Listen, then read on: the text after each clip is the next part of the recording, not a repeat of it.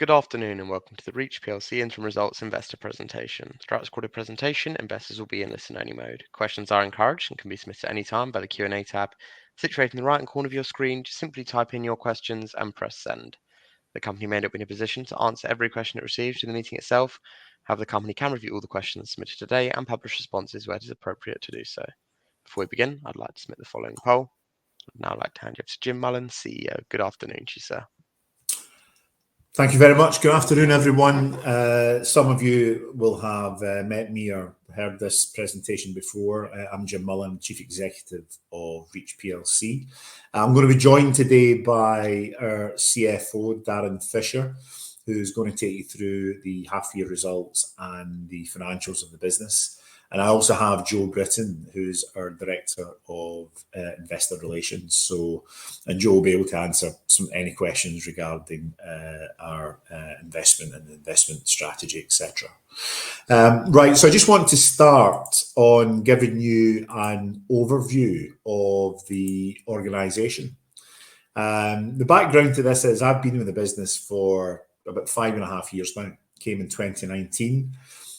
Before that, I was the Chief Executive of Ladbrokes and Ladbrokes Coral after the merger with Coral. And the reason why I came to the business is, firstly, I'm ex-News International, so I was there for 5 or 6 years as strategy director. But I'm also passionate in news media. So some of you growing up may have read Iliad or Treasure Island or some good Charles Dickens novel, maybe Stephen King.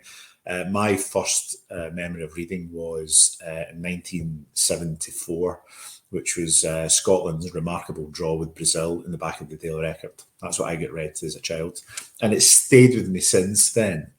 And one of the reasons why I'm with the organisation is I think there's a fantastic opportunity for us. But I'm also going to leave the Daily Record, which is a metaphor for all of our titles, in a better place than I found it. And the reason why I think we can do that is one simple reason. News media has for some time decided not to build one-to-one relationships with its readers and customers. So it doesn't use data.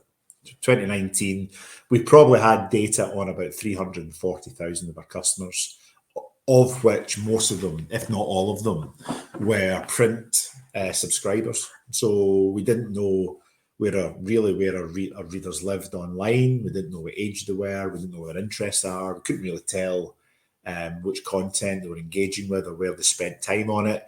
And because of that, advertising would be sent through via cookies. So the relationship between our readers, our customers, and with the audience was essentially via Google. And we decided that we can do better than that because we have loyalty. And why do we have loyalty? Because these are some of the brands, or all of the brands that we have. So you've got Daily Mirror, left of centre title, Daily Express, blue collar conservative, Daily Star, essentially trades, bit of fun, everyone remembers the lettuce. And then you go into the big nations and regions. We've got the Daily Record in Glasgow, we've got the MEN in Manchester, we've got the Liverpool Echo in Merseyside. We own Merseyside, Liverpool Echo, because of just historical tragedies that happened there. But essentially, if you're an advertiser and you want to basically announce your offer for Iceland or a new store opening to compete with Aldi, with Tesco, or if you're Aldi and you're opening the store to compete against Tesco, there's one place you can go where you can reach the full nation, and that's Reach PLC. So we had that when I started in 2029. What we didn't have was the ability to deliver and articulate and evidence proven results in the marketing spend. So how can I improve the CTR, the click-through rate of a mum in Surrey or in Cheshire who's basically looking to get their kids back to school? So we can prove that.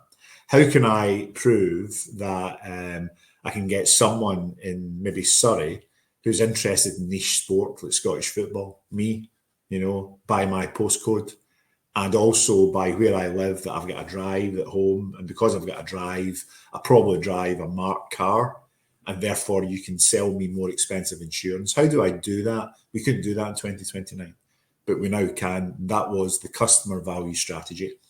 We now have over 12 million of our customers registered. We have their postcode. We know their behaviours, we know which content they like, we know when they access the content, and we put all of that together and we take it to clients and we go, rather than spend £500,000 with a certain level of response, why don't you spend less of that and you'll get a higher response, but sell it more frequently? And that's what we do, you know. And if you want to find young people who are not familiar with the brand, but really want to understand Arsenal, and maybe they grew up not reading the Mirror, well, we can get to them too, because we now have the biggest Arsenal WhatsApp group in the world. So we're using WhatsApp to direct it. And then we have another generation who's maybe over 40, 50, 60, where the Mirror brand is really strong, or the Express brand is really strong, and they read the same Arsenal content on the Mirror newsletters. But because we know their age, because they've signed up, we can basically get in touch with them. And that's what we do. So those in the WhatsApp group who are a certain age, you'll find that they'll be reading the same story about Arsenal's chances to win the Premier League this year, but they'll be getting ads on the likes of JD Sports or Nando's. And then the same story, which is getting read by some of my friends who are Arsenal fans who are in their 50s, will be reading it on the Mirror, and they'll be getting ads on Rolex, Range Rover, Villa Plus VIP holidays for the same article. Why is that? Because we know who they are, right? So that's the basis of the customer value strategy. Now, one of the benefits of our organisation is that we have scale. You can see some of the numbers here. You know, we have over £500 million of revenues. You've got a significant profit, over 100 million of profit. But we are fundamentally a lean and very, very strong business. But when I started back in 2019, we carried two legacy items. One was the dispute with the Mirror pension scheme. We have pension obligations, which come, when you look at all of it in the round, it's about 60 odd million of obligations. And on top of that, we also had HLI, which is basically legal code for phone hacking. Now, part of my job when I started, and then Darren coming in later, and then Joe starting, was to resolve these two gating items. Because why are they important? Well, firstly, I didn't steal any pension money, right? Robert Maxwell did, okay? I didn't hack any phones or basically get information about people using private detectives. But the organisation has admitted that fault, but we have to resolve that. Why? Because it's such a significant part of our profit. So last year, Q3 2024, we finally came to an agreement with the Mirror pension scheme and the other pension holders. And we now know how much we are obligated to pay up until 2028, right? And absolutely, those pension holders deserve that. But we are now out of dispute. There is no dispute. And in 2028, that obligation, all things being equal, disappears. And then in HLI, we finally got to a decision by a judge that basically says the time in which you can claim for historical legal wrongdoings for accessing information is over. So by the end of next year, maybe a few months into 2026, HLI obligations will go. What does that mean? Why is that important? It basically means we can plan for the future beyond 2028 and start those plans now, which we have done. Now, we have a benefit in our business. If you look at it here, we've got a significant revenue cash input in print. Now, people say print's dying. It is, but it's huge. You know, we sell roughly about 800,000 newspapers a day. Okay. Of those newspapers at home, it probably reaches about three and a half people. You know, it still gets to a cohort which is over 50s. I'm over 50 now.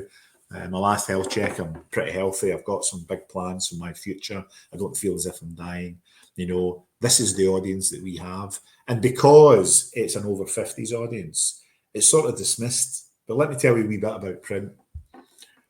Those who read the printed newspaper hold the cash in the UK economy. You know, they're at the end of their mortgage payments, they're in employment. They've, not everyone, but they've got savings. They're usually subsidising the younger mobile users, but that's where the cash is. Not only have they got cash, but they're actually the most politically active. So if you take the over 50s and over 60s, they're the most politically active group in the United Kingdom. So these titles have influence.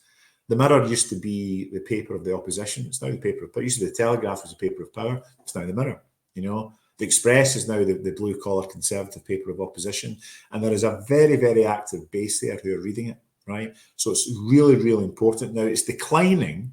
The volume is declining roughly about 17%, right? And people get alarmed at that. I wouldn't get too alarmed at it because we are good at managing this decline. So if you look at our ability to manage these print assets, over the last 5 years, we've taken costs out of the business. We now have 3 print sites. When I started with 5, we'd actually 6, 5 operational. We've now got 3. We only need 3 because we represent the North, the Midlands, Northern Scotland, the Midlands, and the South. And we have Watford, we have Manchester, and we have Glasgow. Right, so we've managed those costs. We're also experts at managing cover price increases. And the thing about newspaper these days, some of you on this call remember, used to have the Sunday night advertising and marketing for the Sun, fighting the Mirror, fighting the Mail, fighting the Star, fighting the News of the World. That doesn't happen anymore. So if you're a Mirror reader, you're a Mirror reader. If you're a Sun reader, you're a Sun reader. If you read the Express, you read the Express. There's a bit of crossover in the Mail, but that crossover of titles doesn't occur anymore. So when we actually need to increase our cover prices, and we do it very, very cleverly and subtly, they don't take our readers for granted, we find that the yield that we get from our papers, despite the downturn in volumes, the yield is actually performing much better. So print advertising is still very strong. Why? Because those who have the wallets and the money to buy are still reading the paper. Okay, and over a period of time, the volume decline has been beaten by the revenue decline that we deliver, even though it's declining over time. The final thing about the newspapers is that, yeah, we have these pension and we have this HLI obligations, which will end. The newspapers are essentially funding growing digital business, right? So I've been running public companies for some time. I think cash is important, right? Valuations are important as well. But if you're investing in an asset, well, you need to see a return for your shareholders. There needs to be money at the end of it at some point for whether it's dividends, whether it's investment, capex to be paid, right? So we cannot run this company in a valuation. So what we have in this business, we have a significant revenue stream that is funding our digital growth, right? So we don't really go, I mean, over the short term, we'll use our credit facility, but this paper bit of our business makes so much money, it's funding our digital growth. And it was that which funded all of the platforms for understanding our customers, all of the platforms for delivering advertising, all of the platforms for delivering what we call Mantis, which is a brand safety tool that essentially allows advertisers to advertise their products without worrying about the tragedy of the starving children in Afghanistan, one of the breaking stories today, or what's going on in Ukraine. And these brands will go, I don't want to be associated with that sort of content. We have that IP, and we now actually sell that to other publishers and media assets. All that was funded by this revenue created by newspapers, and it's time to basically pivot this view of papers. Now, at some point, newspapers will get to a position where there is a question over their profitability. At that point, digital will be growing. It has done. I mean, it's not as growing as quick as it was during COVID, which we'll come on to in a minute, but it is still, there is growth in there. And at that point, with that declining volume, we will still be committed to delivering newspaper in the regions to give the likes of Tesco and JD Sports and Iceland and Volkswagen dealerships the ability to get to Paisley, Middlesbrough, Liverpool, Bristol, Yeovil, Plymouth, all of those places. So we'll still be funding that. But that's about 7 or 8 years forward. And in that time, we've proven over the last 4 or 5 years we can deliver. How have we proven it? 2019, 2020, 2021, we get hit with COVID, right? No one knew it was going to happen. And what we found in COVID, remarkably, was we seen a spike in digital growth because everyone was sitting at home having these meetings, you know, pretending that they're listening intently to what I'm saying, but essentially they're buying banana bread mixes off Amazon. That's what was going on. That's the reality of it, right? So everyone's having meetings at home, you know, everyone's working from home. We've actually went from a home working environment. We changed our contracts. But everyone knows this is an easy thing to talk about. At some point, you were buying a book or you were buying gardening equipment online. And what we've seen during that time is digital revenue up 147 million, right? But it was not a true reflection of the growth, right? It was not a true environment of growth. So we've seen this spike, and we're back into this normalised growth since we come out of the recession. Once Rishi spent the money to fund the UK economy and then drove up inflation slightly, and then people worried about their jobs, we then seen a downturn. The reason why the customer value strategy has worked so well is that during that downturn, we are, in our competitive set, the highest yielding news media asset because we know our customers better. So when we go in and pitch, take Tesco, we have won the Tesco pitch for the last 5 years. Why do they come to us? Because they know if they have a new food range, a new clothing range, then they get better returns on their spend with Reach, because they know there's an expat Scot, me, sitting in Surrey. They know that that lady who's looking at Aston Villa content but is in North East London, is an ex-Brummie but lives in London now. So what I'm going to do, I'm going to put the back to school advertising in London Live, in My London, sorry. And I'm going to, there's someone in London reading Aston Villa content. We find out that it's a mum who, and then so we'll put the back to school Tesco content on a Villa supporter living in London. That means you're going to get a higher click-through rate. We do that all across the UK with all of our population, right? Which is around 70 to 80% of the UK population. That's why we deliver higher yields. Now, just to finish off in print, everyone thinks that it's dead. It's not. No, it will at some point. It's dying. It's declining at 17%. But we produce stuff that people like. Taylor Swift tour gave a boon to the economy. We did well from that. We created these. These are just a selection of some of the stuff that we're doing. The Euro 2024, we produced that. We always do stuff for gardeners in the winter. These are high-priced, high-quality items. And when people tell you that, well, print is dead, well, look at behind me. You know, there's another one on this side. So I can probably get through a book maybe every couple of weeks. You know, I've got my Kindle, but I don't really like it. There is a huge market for printed products, right? We're not saying that's the future because it's a lower valuation, it's a re-rating. It provides the funding for us to go forward, you know. Now, in order to do that, there needs to make sure that there's money left, and Dan will come on to this, there's a margin left for us to deliver and invest in digital. And the way we do that, again, we have a really strong track record of driving efficiencies, right? Now, I think chief executives and CFOs need to be brave in public markets. And some of you will know my investors. I've had investors who have been with me since I was at Ladbrokes, who've known me for 9 years. I do not go in and cut costs just because I can and get a boost. So back in 2020, we could have taken out a load of costs in the business, but we didn't because we had to bring our editorial leadership with us. So we took it out gradually, right? Over time, we didn't cut deep. We sliced it as much as we could. The efficiency drive was done over 4 or 5 years. And we only did that to maintain the margin that we need for the investment that was required, knowing that if there's a further conflation in Ukraine or there is another energy crisis, there is somewhere we could go and we didn't have a boom and bust approach, i.e. we didn't take it all out in 2020. That allows us to really maintain our margin and also allows us to grow our digital business. Now, what does that digital business therefore look like?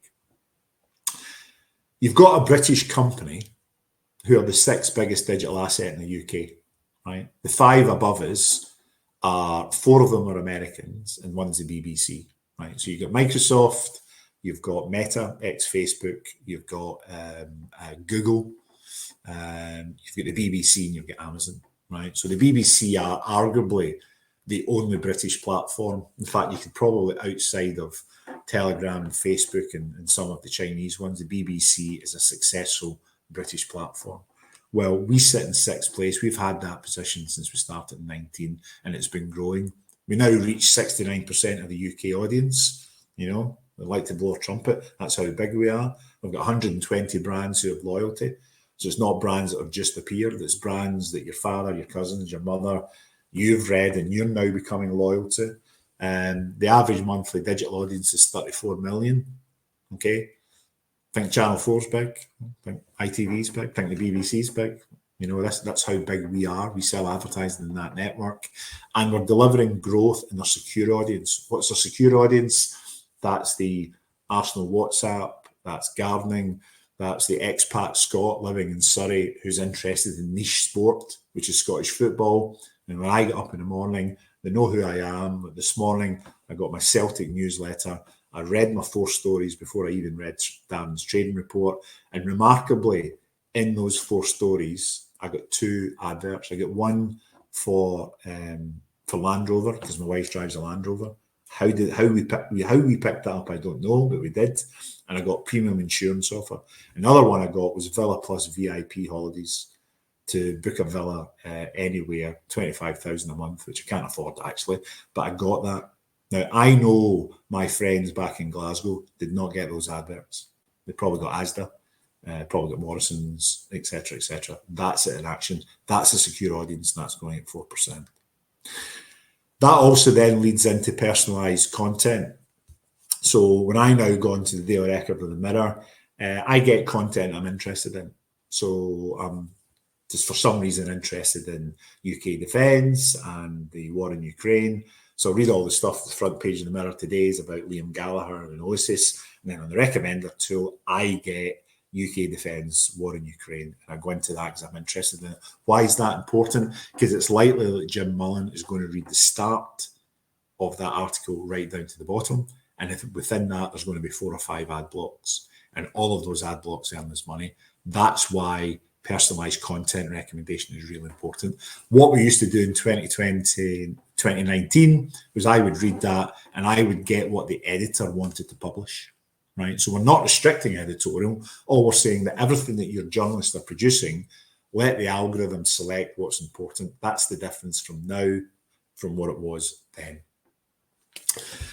We've got 9 million sign-ups. Now, you sometimes read the business pages and there's a lot of thing about Netflix, how many subscriptions they've got and what's Apple Plus doing and Disney Plus and everything else. We've got 9 million people that sign up to our content, right? We are not a subscription service. We have a philosophy about why should people pay for news. Probably not in this presentation, but we strongly believe that if the government is making decisions about what's going on or your local council is making decisions at what's going on, why should you have to pay for it? Why do you need to have money in your pocket to pay £19 a month? We don't believe in that, right? So if the Scottish Government are an investigation into corruption, we believe the Daily Record should be free to Scottish people to make their own minds up about whether or not someone's using party funds to buy a camper van. We don't think people should be paying for that. So we needed to find another model. So we have another model and we've got 9 million people signed up. Now, they don't subscribe, but what they do is, the deal is we say, if you read the full article, we will give you 5 ads and we will get the advertisers to pay for it. So indirectly they do. But we've got 9 million and it's working and it's growing and it's doing really well. And that's why our digital business is actually more sophisticated than people give us credit for. And then I spoke to you about WhatsApp. Put our hands up. We were the first to use WhatsApp, right? It's now all over other media outlets. We use WhatsApp to get our stuff out there. And it is what it says in the tin. You can sign up to anything WhatsApp and you'll get a few stories a day. And the more you read the stories, we'll then send you more content and give you more advertising. So that's why it's important. Now, we call it secure audiences. This slide is really important. What this slide is basically saying, why would the marketing director or the CMO, Chief Marketing Officer at Tesco, spend money with us? Well, the reason why they do it is something called CTR, click-through rate. So if you take Tesco, and there's an example that we're going to come on to, it basically says, well, I've got 10 million to spend or 20 million to spend this year. How much of it am I going to give away? Just to let you know, for the 5th year in a row, we've won the main Tesco advertising spend, is because they know if you spend it with reach, the click-through rate, the propensity to click through to the offer is much higher. And why is that? Because it's within an article or a piece of video that they know that the reader is interested in engaging us, and they'll probably get to the bottom of it. And over a period of time, the algorithm knows that if you get to articles you're engaged in and the same ad comes up, you will click on it, right? And when you click on it, when you go onto our sites, you'll see a page that says, agree or consent to pay. And that basically says we may share your data with other partners. And that's what we do. When you click on the Tesco ad for that back to school, we will send in code some of the data of who you are. And if you're a mum or whatever, you will then, it's up to Tesco to give you an offer, which is good for you. That's what we do. We hand over prospects. That's our business. It's very, very simple. Back in the day when people were doing it with, used to fill in stuff in your newspaper and send it off, and you'll get mail landing your door. It's the same thing, but it's more sophisticated. And we do that with tens of millions of people, which is why our click-through rate has went up 20% and why we maintain these advertising clients. You then get to the point to go, well, look, we're doing really well in the UK. Where else can we do well? So we started to look at the US. So our US expansion is progressing to plan. We said it would be profitable a year ago in Q4. It will be. It may be profitable today, or it may be profitable in December. We may have decided to say, Dan might have said, you know something, Mr. MD of the US, why don't you keep the money and do some more investments? You're doing well. So I'm not going to tell you which one it is. We are going to say, though, that at the time we do our full year results, we will announce that it's profitable. We might just be thinking at the moment that we're going to take some of that and reinvest it because it's progressing really well. Joe's probably terrified I'm giving too much away, but I think I'm okay. I think I'm on the right side, Joe. So I'm okay there. So we're doing, that's our secure audience, and that's why it's important. So here's some of the examples. A lot of chief executives will talk about ideas. These are real things. And this has been really good for our half-year results, because one of the challenges that we had is it's really quite difficult to get clients to agree for you to use your example. So Tesco I've spoke about. Volkswagen is a classic example of the power of our network. So they will do a national ad campaign on the new hybrid car, right? And it's just like McDonald's. And then all the dealers will be waiting in Glasgow and Manchester and Norwich and Cardiff for all those prospects to come in. And the reason why Volkswagen went with us is that our national campaign had regional activation. So all of our websites and newspapers had offers all at the same time or at different times for depending upon how much stock Volkswagen had. There is no point going into a Volkswagen dealer in St Helens if you're going to have to wait 3 weeks for a test drive, right? So we worked with Volkswagen on the data to say, look, we're going to send them into the regions.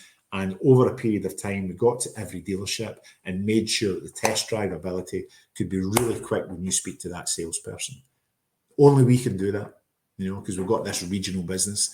So when you go into the regions, and it's quite, I always find it not being from London, it's quite interesting in London. Everyone thinks London is everything. It's not, and this is where we make our money. We get people going into dealerships at St Helens, but the Volkswagen dealership in Hamilton or Motherwell in Lanarkshire in Scotland may have got the offer 2 or 3 weeks ago, but there's not enough stock for the test drive. That's why Volkswagen went with us. And then with Boots are the most sophisticated, I think, CRM, the Boots Club Card. They've got a really, really intelligent team. We've been trying to crack Boots for years. We've now got to the situation where where Volkswagen was high-value cars, which is essentially selling finance, Boot was suntan lotion and skin cream. It was maybe averaging about £12, £9 a purchase. This was about volume, getting people to go in just before their holidays, whether it's voucher codes or everything else, getting them to come in and redeem.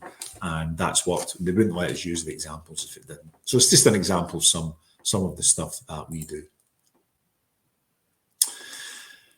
We have in our business entrepreneurs, right? And we have probably the biggest beauty product in the UK now. It's called the Beauty Box. We've shipped 500,000 units, right? It was launched via OK Magazine, right on the customer value strategy. Started with women who were interested in beauty products, now moved into gifting. We're now doing it for men. 500,000 units shipped. It's been so successful for us. The reason why we can't smash it is that we can't get product. You know, I think we could sell 1 million, but the team have to get good product. So we're working with our suppliers to get product. What it proves, though, is that when you get the right product with editorial behind it and the data, these are the levels of stuff that you can ship. Now, behind this, just for full disclosure, for every success, we have about 3 or 4 failures. So we tried pets. Pets market's probably the second most profitable FMCG category outside of beauty and fem care. We tried pets, but it didn't work. I think we did it wrong. We're going to maybe go back in and do it again. Beauty was a success. Pets was a failure. But there's nothing wrong with failure because we got beauty box out of it. So that's really working. And then affiliates is really working. If you're reaching 40 million of the UK population, then you must have an affiliates business. And we didn't do it. So we've just launched affiliates. That's taken off. That's a 7-figure business, right? 7-figure business, which took off only 18 months, 2 years ago. The other thing about us that I just want to speak about is that because we have this newspaper heritage, people actually think that we're fairly laggards. We're not. You know, it's like there's this saying in Scottish football, if all these young Scots players had maybe Italian names and sounded like an Italian midfielder, they might be worth 10 or 15 million rather than 100,000, putting aside the fact that maybe they can't play as well. But what we do is we have really forward-thinking technology people in our business, and we've created this platform called Mantis, and no one knows about it. And what Mantis does is, if you want brand safety, which I've spoke about, Mantis will deliver it. If you want to do contextual advertising, which we already have, Mantis will deliver it. If you want to take your behavioral data, put it into an algorithm, Mantis will put the ads together. Mantis is being used with other news and media clients and is now a business on its own. It would be valued about 14 times if it was sitting up in Old Street, but it's sitting with us and it's doing really, really well. So we have all of these products in our business, which have been funded. Remember, the model has been funded by all the revenue that's generated from our newspapers to fund this digital business. And it's just important that prospective investors see that we're not just a newspaper business, we are a digital business, but sometimes our reputation with print and with HLI and the pensions sort of shadows all the good stuff that we're doing. But we have a really, really strong, innovative digital business. I've touched on this. I won't spend too much time on it. We have 2 revenue streams essentially in digital. One is AV, which is audience variable. That's the open market.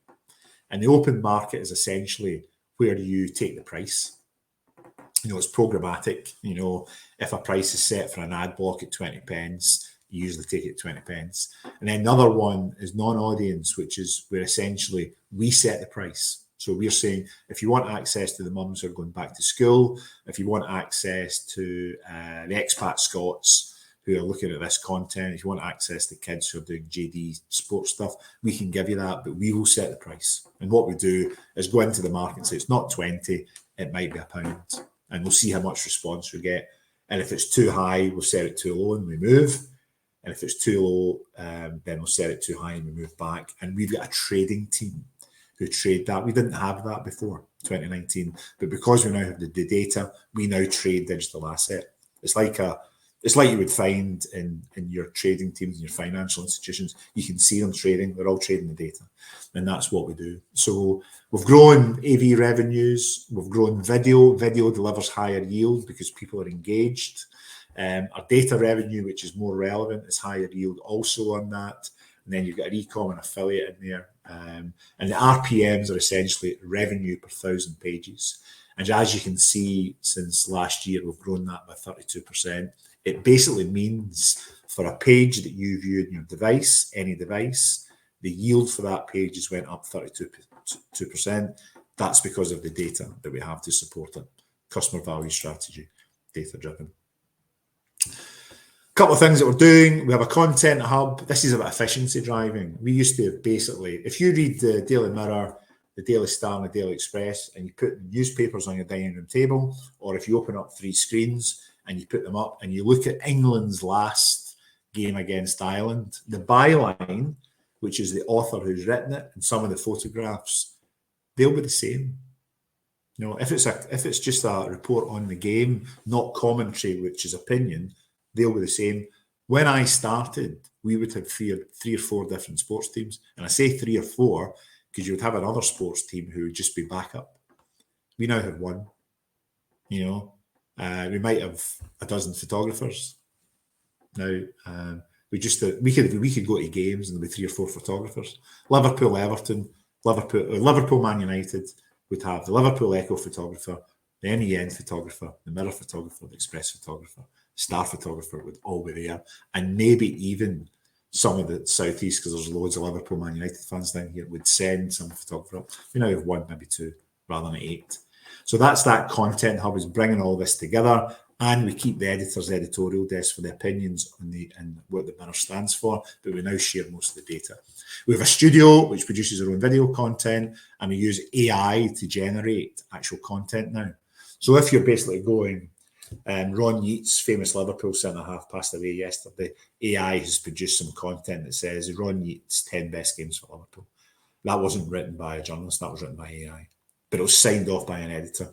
And just because this call has been recorded and it's really, really important, all of this is driven by editorial. None of the management team get involved in how AI is applied to editorial content. That's really important. So we're an innovative organisation.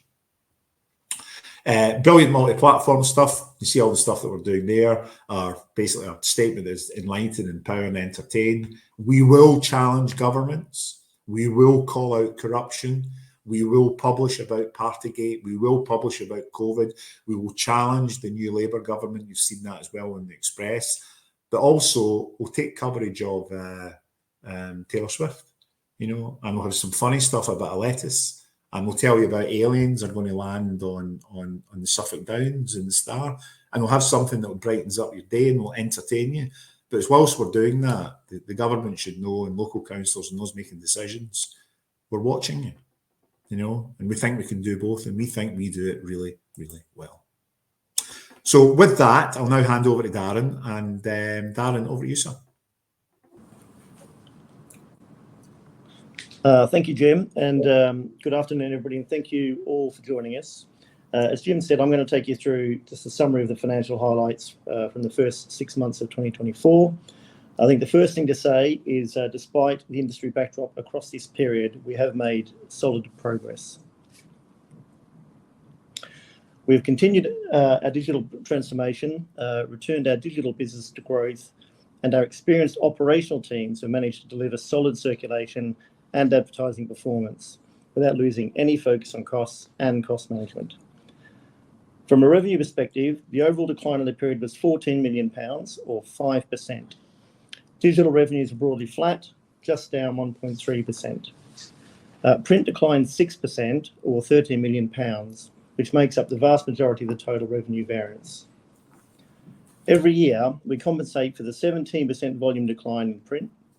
The teams operationally have performed really well mitigating this in revenue terms.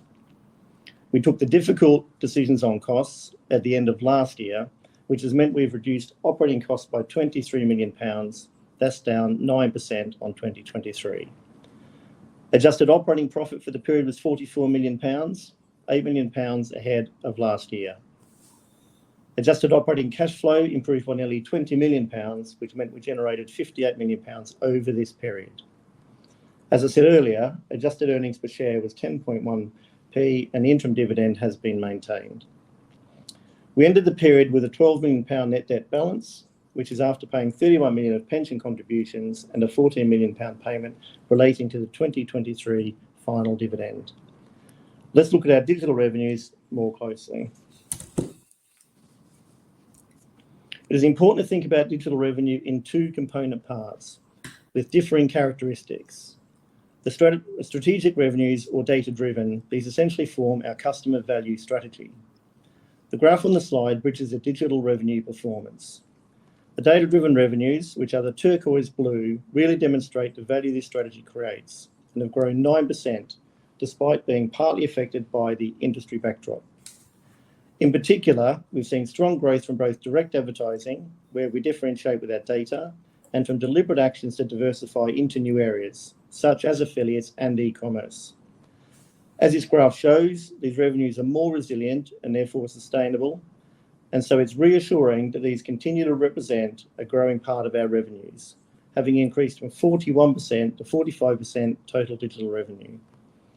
Non-data-driven revenues include our audience variable elements, including open market, programmatic, and marketing. This segment has declined 9%, but still outperformed the volume impact it is inherently more vulnerable to. Open market prices have stabilised, which is a proxy for advertising demand in general and relates to our mass-scale advertising. Whilst it is too soon to characterise this as a recovery, this is a positive indicator. Across the whole of our digital estate, we've traded these assets more effectively to drive ever higher yields, which are up over 30%. The momentum through this half is encouraging. Digital revenue in Q1 were down 9% and grew 7% in Q2. Together, this has meant that this segment was broadly flat at £60 million.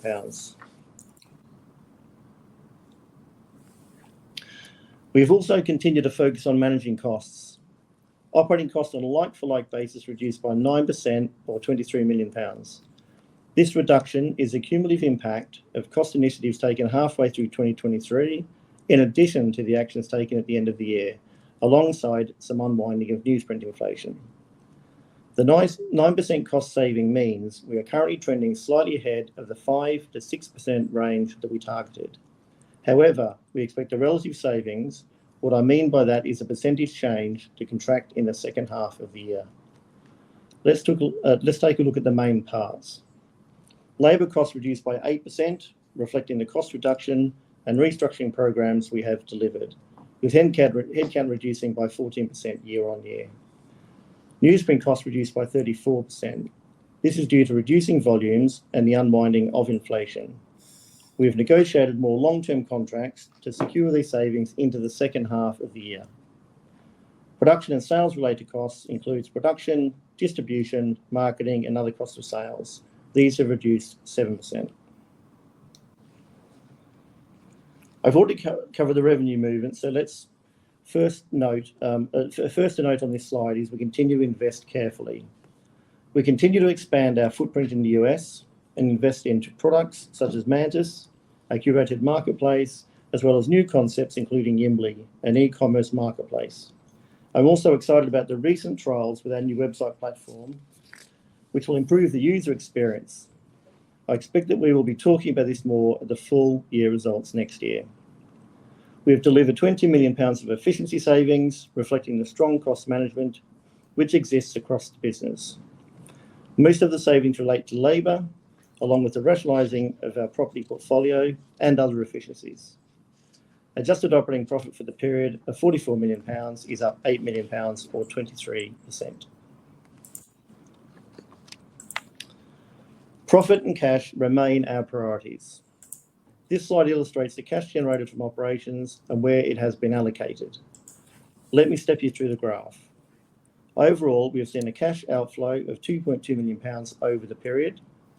Adjusted cash from operations was £68 million.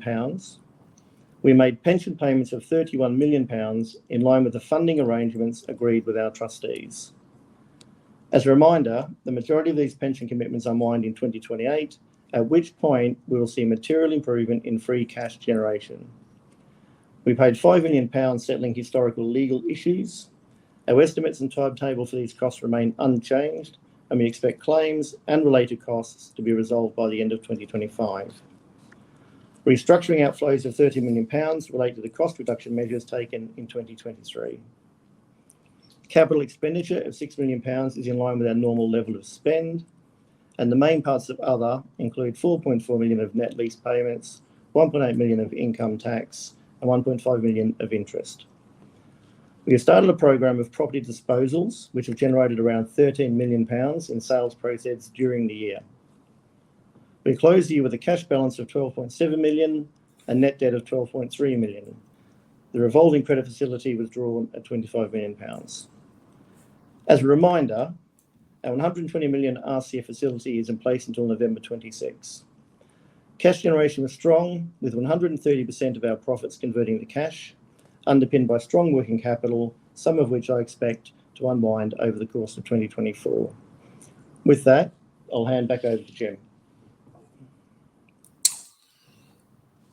Thanks, Darren. So that's been a pretty comprehensive overview of the company. The strategy that we set out back in 2019 is delivering. And I think that's proven by the fact it's went through COVID, war in Europe, energy crisis, inflation, recession, everything else that's went in between, and it's still delivering there, and we're still winning business. The earnings are really what's important. It's about re-rating. I spoke about it, I mean, it's all public. I spoke about it back in 2020, about getting to that inflection point between print and digital around 2025, but I think with everything that's came our way, that's not a reasonable target, but we're still growing our digital business, and we've managed some of the blockers through the pensions. So those digital earnings are improving. I spoke to you about the yield. The yield is really important. I don't know if I came across, I was just checking my notes, but the 45% of our digital earnings, 45% of it is data driven. That's a really important fact, because we're not just competing in the market. It means that we have control of it. Now, the digital market's always going to be there, but for one asset to have control of the price that we set is really, really important. So we're a growing digital business. I shouldn't really say this because it's been recorded, but I think it's true. And it's not just an opinion. You can see it. I think my management team is the most skilled at cost management. If you look through all of the media we're always first to go into cost management. We have a rolling at least a 12-month rolling look ahead of the costs that we need to maintain our margin and our obligations. We've been doing that since I started the business. The management team is built from people who have been here, who have just came in, who've been here for 30 years. They know how much it is to refill a print press and how much that ink will be and how to trade and buy ahead of the ink to store it. They know all of that. And I think we are probably the most accomplished cost management in the UK media industry. So I'll put that out there on a recorded vehicle. And then don't underestimate print. It gets sort of a bad rap. People still read it. People still read books. People still read papers. I used to say last year that we sold more newspapers, printed and sold more newspapers than Mars sold Mars bars. My IR director says that isn't true. If it's not true, it's marginal. But no one says Mars is going out of business. So we still have a very loyal audience. And just remember, all of you more sophisticated investors, look beyond what's said in the numbers and just think about it. When people go and buy a newspaper, they go down, it's a habit to get up in the morning, they go into the shop, they get some shopping in the way, they come back, they make themselves a cup of tea, maybe with a cigarette, and they read that newspaper. It is a generational habit, which is hard to break. That's what we're dealing with. That is why, despite the cover price increases over the last 5 years and the ones that we have planned, we have not seen a statistical negative consequential impact on the normal decline rate. And the normal decline rate is based on mortality.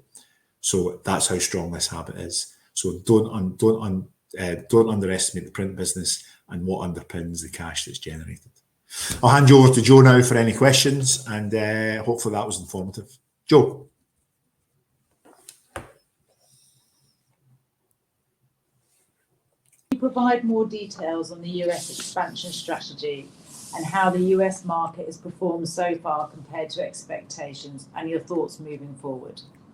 Yeah, I mean, the reason for the US expansion strategy was, where do we take the playbook? So we've got to a stage where the playbook was working. So, which is essentially free content, build scale, go into the open market, sell our advertising based on that content, and the more data that we get, then start to charge. And it's worked well. It was actually, to be honest, it was supposed to be profitable. H2 last year, I believe it was. Dan, Joe can confirm that. And the reason why there was a slight delay was essentially just because of some recession, the challenges we had in the UK. So we reset it and we said, look, the growth rates are good. The profitability will come in this year in Q4, and it's online for that. I'm trying to not give too much away, but I can guarantee it will be profitable in month. It may well be already. Dan may have decided to give them some money to reinvest. The plan for it is essentially to take the Mirror, which is a sort of left of centre, Bernie Sanders Democratic view, take the Express, where we had that, whatever this is, I'm being apolitical here now, right? We had Nigel Farage writing for the Express US. which is a sort of, we're trying to get a less extreme version of Trump, and we've managed to establish that. So we were the first UK publication on the Trump assassination attempt. That was then networked into a newsroom in London. We have around 50 to 60 full-time journalists in the US. Started with mostly English, British journalists, British and Irish journalists, and it's now mostly Americans. And we have roughly 40 to 50 US journalists working in London, so as we can keep the 24-hour shift pattern. One of the things that we did find, and I've been sort of running businesses and starting initiatives, some have been really successful, some are okay, some have failed, and so you expect that things will happen that you don't expect. We have built very much a direct traffic model, so people will come to us. That's what we thought would happen in the States. That's not what happened in the States. We actually get most of our traffic through referrers. Apple News, MSN, NBC, Yahoo, Newsbreak send us most of our traffic. Now, we didn't expect that, but it's actually sending really, really strong traffic. And one of the things that happens over there, again, for full transparency, you become one of the top tier content providers. And what you find is that they switch your traffic off overnight. So we all sort of panicked. And we spoke to the American management team, saying, no, it's normal. We said, they're just waiting for us to pick up the phone. And we picked up the phone and we negotiated a yield share. So they took a bit more of a yield. But then he started to speak to them and goes, look, if you do that, we'll keep you front of the top of our book. So even though you pay them more, you get more traffic that normalizes itself. So those learnings in the States have been very good for us. We've started just to now plan putting our own commercial team out there. The big agencies in Chicago and New York and Madison Avenue, we're now getting close to the scale where we can put our own commercial team on the ground. At the moment, we just use the open platform. Okay, on to the next question. Can you expand on your future plans to increase the share of digital revenue, particularly through partnerships, e-commerce and affiliates? Yeah, I mean, e-commerce and affiliates is basically just a given for us. We should have been doing it before I started, to be honest. I ran the affiliates business for The Sun. And we had 2 e-commerce products, which ended up, we actually had 3. I was responsible for 2 and then inherited the 3rd one. Sun Bingo was the biggest bingo site in the United Kingdom. Sun Dream Team was the biggest fantasy football. And then eventually, when I became the strategy director, I inherited the Sunday Times Wine Club, which was the biggest wine club in the United Kingdom. And that model, we moved over to here. So bingo's had its day. So what do we do now? Beauty. So we now get the beauty box, one of the biggest beauty products in the United Kingdom. We tried, I told you about the stuff that failed. We failed on pets. We might go back into that. We had a beer club. That didn't work. Why was that? Because it was more craft beer. We tried to sort of mimic the Sunday Times Wine Club. But the affiliates is working and the beauty box is working. So that will be something we will pursue in other categories, and teams are looking at that. But that isn't our core business. Our core business is learning about those readers who engage with us. So these are not the right numbers, but the scale is. If I don't know any of you on this call who decide to engage with our product and you have not given us the right to gather data, we probably trade you at £2 per 1,000, right? So the pages that you, every 1,000 pages, an advertiser will give us £2 for your eyeballs. That basically means you might not get to the bottom of it, and you're a West Ham fan, but you get Arsenal content and vice versa, and all that sort of stuff. If we get to know you, right? If we get to know you, that £2 becomes closer to £6 or £7, because we know you'll get to the bottom of the article. And when you go onto our website and when you go onto our devices, you won't see it, but there's ad blocks, invisible ad blocks in there. And we get paid when it's shown, and then we get more money when you click on it, right? And that's worth about £67 against £2. So that 45% knowing your customer is a real KPI for us internally. We need to grow that. And the more we grow that, we get £2 in the open market, where we take the £2 price, or we get £67, which is an average of a price that we set and negotiate with the likes of Tesco and JD Sports. That's the principle of the customer value strategy. Now, before anyone asks, I know that our sites are loaded with ads. It's not maxed out, but it's sometimes quite hard. The reason why we do that is just a commercial reality. Dan and I have 65 million to pay the pension holders, right? But that ends now in 2028. So we've now rolled out a new platform called Navigator. If you go to the Liverpool Echo, you'll see it's actually much smoother. That's getting rolled out. The closer we get to 2028, you might see the reduction in the ads and the tech around it. Right. Now, that will be giving up some revenue, not all of it, but some revenue, because then we'll get is more people coming back. So the current experience is basically needs must, but that is improving. Moving on to print, what strategies have been most effective in maintaining print revenue? How do you see print performing in the next few years? Our CPI is probably the standout strategy, a cover price increase. I genuinely, you come in and a lot of people don't really want to speak about print because they see it as old hats and, you know, it's for older people. It's actually not. It's for over 50s. And I'm over 50 and I read print. And I think that when you sit down with the distribution team, they are very, very clever people.